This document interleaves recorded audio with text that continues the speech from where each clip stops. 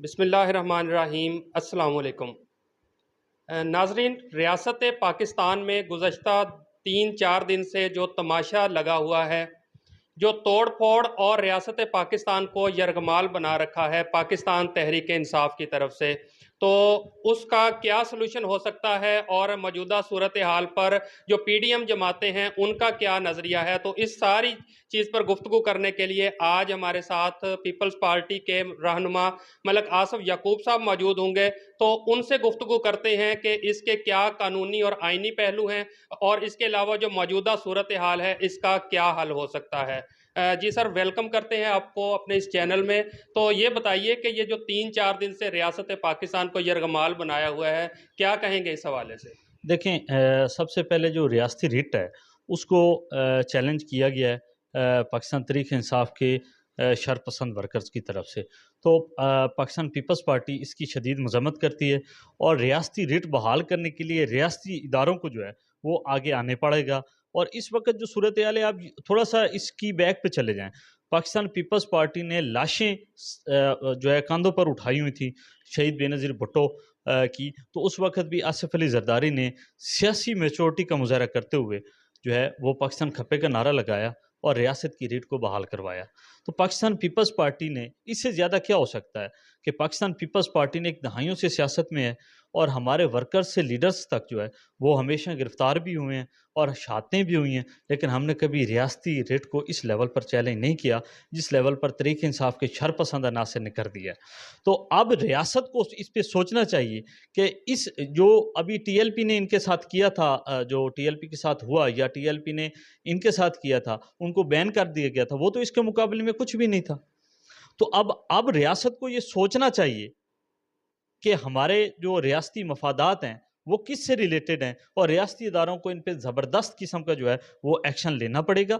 और ये मामलात जो हैं ये डील की वजह से यहाँ पे नौबत आ चुकी है। आप इससे थोड़ा सा पीछे जाएं, 2014 में जब इज़्ज़त माब तैरुल कादरी साहब और इमरान खान साहब ने सुप्रीम कोर्ट की दीवार के साथ जो किया था, वहाँ पे जो कपड़े लटकाए गए थे, रेड जोन के साथ किया गया था, और वहाँ से लेके अब तक सूरत हाल क्या है? कहा जाता है कि जी इमरान खान हमारी रेड लाइन है, हम कहते हैं रियासत पाकिस्तान हमारी रेड लाइन है।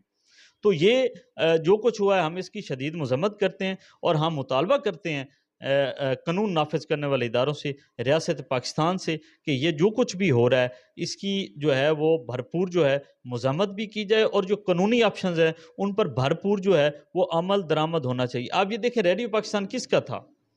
सुप्रीम कोर्ट ऑफ पाकिस्तान में जब ये सारे मामलात गए हैं तो ये चीज़ देखने की बहुत ज़्यादा ज़रूरत है कि जो है वो कोर कमांडर हाउस किसका है।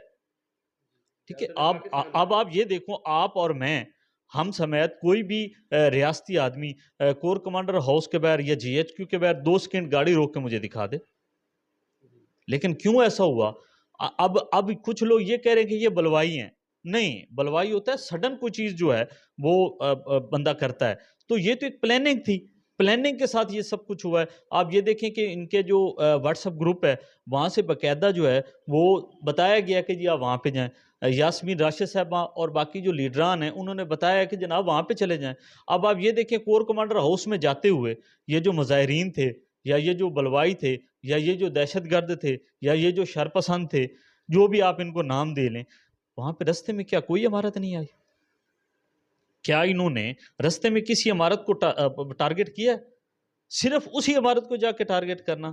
तो मैं ये अब ये सोचना पड़ेगा कि रियासत जो है, रियासत को इन बलवाइयों की, इन दहशतगर्दों की, इन शरपसंदों की जो है वो अब इनके खिलाफ़ कार्रवाई जो है वो होनी चाहिए। और सियासी स्ट्रगल एक अलग चीज़ है।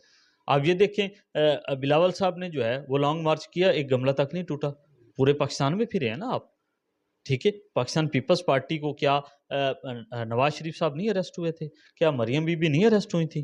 क्या आसिफ अली ज़रदारी साहब और उनकी बहन नहीं अरेस्ट हुई? बीबी फरियाल तालपुर साहिबा नहीं अरेस्ट हुई? क्या बीबी शहीद नहीं अरेस्ट हुई थी? ज़रदारी साहब ने सबसे ज़्यादा जेल काटी, क्या हमने एक गमला भी तोड़ा? तो अब पॉलिटिकल लोगों को भी सोचना चाहिए कि अब पॉलिटिकल वर्कर जो है वो उसको मैच्योर होना बहुत ज़रूरी है। ठीक है, अगर खान साहब पे फॉर एग्जांपल ये कहा जाता है कि खान साहब पे जो ये मुकदमा झूठे हैं, उनको फेस करना चाहिए ना। इस दौरान ये तो नहीं है कि अगर खान साहब नहीं है तो रियासत ही नहीं है, नहीं, एक बंदे के लिए ऐसी बात नहीं होनी चाहिए। खान साहब हमारे लिए काबिल एहतराम हैं और तमाम पॉलिटिकल लीडर्स हमारे लिए काबिल एहतराम हैं, लेकिन इस सबसे पहले रियासत हमारे लिए काबिल एहतराम है। हम रियासत हैं के साथ हैं, हम पाकिस्तान के साथ हैं, पाकिस्तान हमारी रेड लाइन है, रियासत हमारी रेड लाइन है। हमारे वर्कर्स ने, हमारे कारकुनों ने, हमारे लीडरान ने, पाकिस्तान पीपल्स पार्टी जो है उन्होंने खून दिया है इस मुल्क के लिए। अब ये देखें कि एक टाइम था जब ये कहा जाता था कि आप इनकलाब की तरफ शहीद भुट्टो साहब जा सकते थे, लेकिन उन्होंने जमहूरियत को बेहतर चुना, इस मुल्क के लिए चुना, पाकिस्तान के लिए चुना, पाकिस्तान की आवाम के लिए चुना। तो मैं पाकिस्तान गवर्नमेंट से, रियासत पाकिस्तान से मुतालबा करता हूँ कि इसका भरपूर एक्शन लिया जाए, क्योंकि ये बर्दाश्त नहीं है, वायलेंस बर्दाश्त नहीं है। तो अब आप करें, मुज़ाहरे करें, पुरअमन करें, हक बनता है आपका। आप अदालतों के बाहर जो है वो प्रेशराइज़ तो किसी को मत करें ना। अब तो ये तो रियासती रेट जो कुछ इंडिया हमारे साथ करना चाह रहा था, ठीक है? आप देखें पाक फ़ौज कितनी बदनाम हुई। पाक फ़ौज क्या है? पाक फ़ौज हमारी है ना सर, हमारी मुहाफ़िज़ हैं। अगर उनके साथ ये हो रहा है, उनके साथ तो ना हुआ, पाकिस्तान की ये जो इमारतें गिराई गई हैं या पाकिस्तान के साथ जो कुछ हुआ है, ये सब कुछ तो इंडिया बवेला पहले मचा रहा था। जो कुछ इंडिया, रा और बाकी जो आरएसएस वगैरह वो नहीं कर सके, तो वो आज इन लोगों ने कर दिया है। तो मेरी जो है वो मैं मुतालबा करता हूँ अगेन कि इस पे कानूनी कार्रवाई जो है वो अमल में लाई जानी, करें इंसाफ। 2014 से बिलखुसूस और तकरीबन पाकिस्तान जब से बना है 70 साल से बिलअमूम मुज़ाहरे होते भी रहते हैं। उसके बाद जो है वो रियासत की जो रिट है उसको भी चैलेंज किया जाता है, फिर मुज़ाकरात होते हैं, मुकदमात ख़त्म कर दिए जाते हैं, रियासत का नुकसान पूरा नहीं हो पाता। तो क्या इस बार भी ऐसा ही होगा या इस बार कोई स्ट्रिक्ट एक्शन लिया जाएगा? मेरे ख्याल में इस बार जो है वो स्ट्रिक्ट एक्शन लेना चाहिए, मुज़ाकरात होने चाहिए।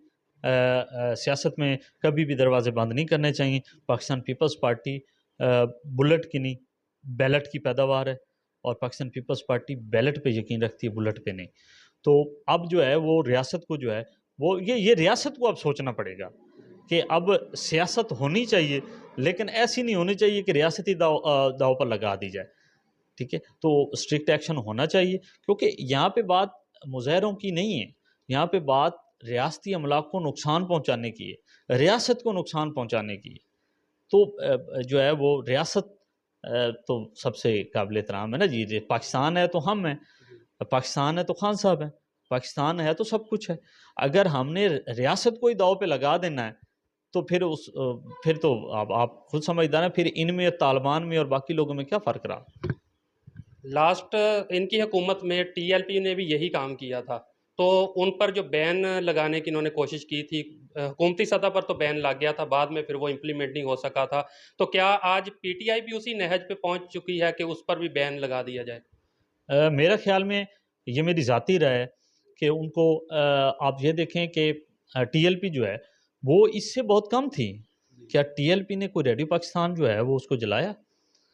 क्या टीएलपी ने कोई कोर कमांडर हाउस को जलाया था? क्या टीएलपी ने फ़ौज पे हमला किया था? क्या टीएलपी ने किसी भी सरकारी अमलाक को नुकसान पहुँचाया था? उसने उनकी जो हुई थी तसादम पंजाब पुलिस के साथ, तो उसके बाद उनको बैन कर दिया गया था।